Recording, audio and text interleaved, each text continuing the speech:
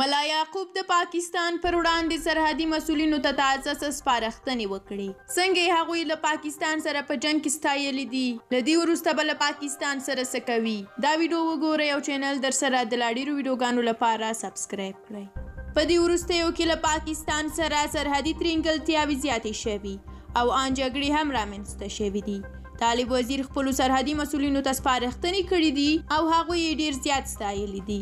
د طالبانو د دفاع سرپرست وزیر ملا محمد یعقوب کندهار ولایت ته تللی او هلته یې له قلوردو څخه لیدنه کړې ده. د طالبانو د دفاع وزارت ویلي دي چې د دفاع سرپرست وزیر کندهار ته تللی او هلته یې د طالبانو او بیا د سرحدي مسؤلینو هڅې ستایلي.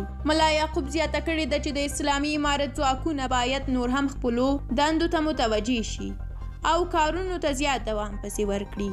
ملا یعقوب په 215 قلوردو کې په ځانګړي ډول د پوله ساتونکو کسانو ستاینه وکړه او ورته یې وویل چې تاسې اتلان یاست. د طالبانو له واکمنۍ را په دې خوا له هغه تیري کوونکو هیوادونو سره چې د افغانستان خاورې ته یې ناوړه سترګه درلوده طالب محلي مسؤلینو له لورې اړیکې خرابې شوي او تر اوسه یې له پاکستان او ایران سره سرحدي نښتې هم رامنځته شوي.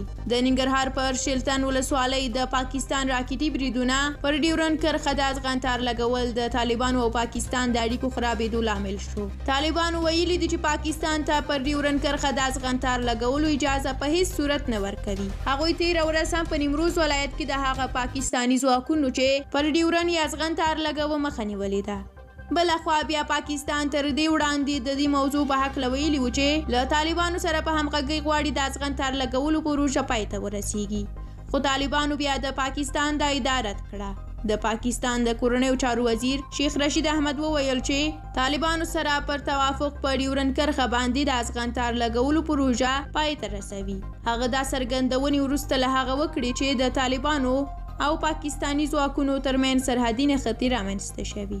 ډیره مننه چې دا ویډیو مو تر دې دمه ولیده. د چینل سبسکرایب د لا ډېرو ویډیوګانو لپاره هیر نه کړئ. همدارنګه د ملا یعقوب د دغه ستایلو په اړه خپل نظر را سره شریک کړئ. تر بلې ویډیو ښه وخت درته غواړم. د خدای په امان.